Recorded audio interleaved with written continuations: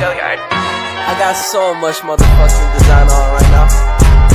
Break it down, bring it back, make it clap. I got 3 old thoughts, new block, where that thing. Bitches on my line, and you know. Assalamualaikum warahmatullahi wabarakatuh. Kembali lagi bersama saya Rati Feranisa yang ingin membahas tentang pendalaman manajemen pendidikan. Nah, jangan di skip ya. Mari kita simak pembahasan berikutnya. Oke teman-teman, sebelum kita jauh untuk membahas poin-poin apa saja yang terdapat dalam manajemen pendidikan, terlebih dahulu kita harus mengetahui apa itu manajemen. Nah, di sini saya akan mencoba untuk menjelaskan pengertian daripada manajemen pendidikan. Manajemen ialah suatu proses perorganisasian, pengaturan, pengelolaan sumber daya manusia, sampai dengan pengendalian agar bisa mencapai tujuan dari suatu kegiatan. Sedangkan manajemen pendidikan adalah proses perencanaan, perorganisasian, pengarahan, dan pengendalian usaha-usaha personal pendidikan dalam mendayungkan semua sumber daya untuk mencapai tujuan pendidikan. Nah, itu dia pengertian daripada manajemen pendidikan. Masuk kita ke pembahasan berikutnya, yaitu fungsi-fungsi manajemen pendidikan. Ada 4 fungsi mengenai tentang manajemen pendidikan, yaitu yang pertama ialah perencanaan. Fungsi perencanaan merupakan kegiatan untuk menetapkan pekerjaan yang harus dilakukan oleh suatu kelompok demi tercapainya tujuan yang telah digariskan. Yang kedua ialah perorganisasian. Pengorganisasian adalah proses pembagian kerja ke dalam tugas-tugas yang lebih kecil kepada orang-orang sesuai dengan kemampuannya. Yang keempat ialah pengarahan. Pengarahan yang ditujukan untuk membimbing bawahan agar menjadi pegawai atau staf yang mempunyai pengetahuan dan keahlian yang memadai, serta bisa bekerja secara efektif untuk mencapai tujuan yang telah ditetapkan oleh organisasi. Nah, yang keempat atau yang terakhir ialah pengawasan. Nah, pengawasan sangat diperlukan untuk melihat dan mengevaluasi sejauh mana hasil yang tercapai. Nah, itu dia ada 4 fungsi manajemen pendidikan. Lanjut, masuk kita ke pembahasan berikutnya, yaitu tentang faktor-faktor manajemen pendidikan. Nah, di dalam faktor-faktor manajemen pendidikan juga memiliki 4 poin, yaitu sumber daya manusia. Sumber daya manusia pendidikan adalah seluruh manusia yang terlibat dalam aktivitas pendidikan dan mempengaruhi kegiatan manajemen yang ada dalam organisasi tersebut. Yang kedua, pembiayaan. Pembiayaan pendidikan adalah kemampuan internal sistem pendidikan untuk mengelola dana-dana pendidikan secara efisien.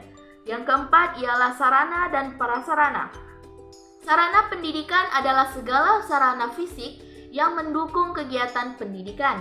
Yang terakhir ialah teknologi informasi.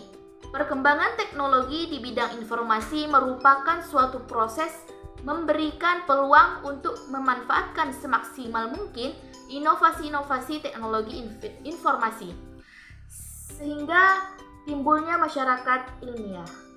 Nah, itu dia poin-poin faktor manajemen pendidikan. Masuk kita ke pembahasan selanjutnya, yaitu tentang prinsip manajemen pendidikan. Nah, di sini ada 5 prinsip manajemen pendidikan, yaitu yang pertama adalah adanya prioritas atau pentingnya suatu kegiatan di atas kepentingan pribadi atau lembaga. Yang kedua ialah bertanggung jawab untuk kegiatan. Yang ketiga, memiliki sikap adil dan disiplin. Yang keempat ialah memiliki wewenang. Dan yang kelima atau yang terakhir ialah dapat merangsang pegawai dalam pekerjaan.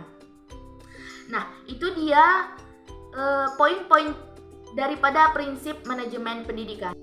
Oke, masuk kita ke pembahasan berikutnya ialah tentang pendekatan manajemen pendidikan. Nah, di dalam pendekatan manajemen pendidikan ada terletak 8 poin. Yaitu yang pertama, manajemen sebagai kerjasama. Nah, untuk dapat membangun hubungan yang harmonis, maka dalam sebuah organisasi harus dilakukan dengan kerjasama. Yang kedua ialah manajemen sebagai proses.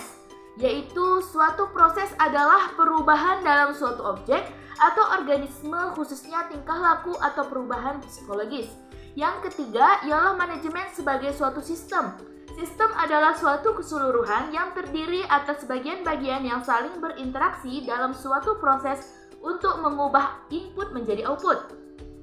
Yang keempat ialah manajemen sebagai pengelolaan. Maksudnya, yaitu manajemen sebagai proses yang harus dimiliki baik sumber daya manusia maupun sumber daya yang lain secara efektif dan efisien.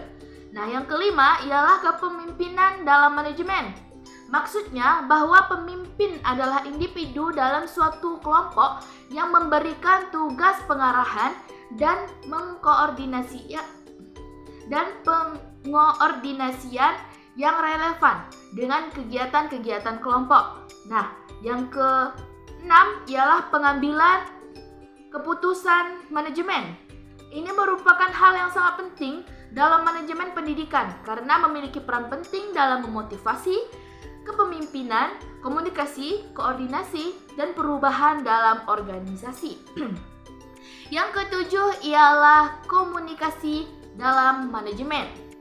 Komunikasi merupakan sarana untuk terjalinnya hubungan antara seseorang dengan orang lain. Nah, yang kedelapan atau poin yang terakhir ialah ketatausahaan dalam manajemen. Ketatausahaan dapat diartikan sebagai tempat berlangsungnya kegiatan yang berhubungan dengan informasi dan penanganan informasi yang dilakukan. Oke, itulah dia ke-8 poin yang ada pada pendekatan manajemen pendidikan. Oke, masuklah kita ke poin yang terakhir. Nah, apa dia poin yang terakhir? Ialah tujuan dan manfaat manajemen pendidikan. Tujuan dan manfaat manajemen pendidikan adalah untuk membentuk kepribadian para pelajar agar sesuai dengan tujuan dari pendidikan nasional dan tingkat perkembangan atau perbaikan untuk usia pendidikan. Oke, sekian. Teman-teman, cukup sekian pembahasan yang dapat saya sampaikan. Semoga bermanfaat bagi kita semua dan jangan lupa like, comment, and subscribe. Oke, wassalamualaikum warahmatullahi wabarakatuh. Bye.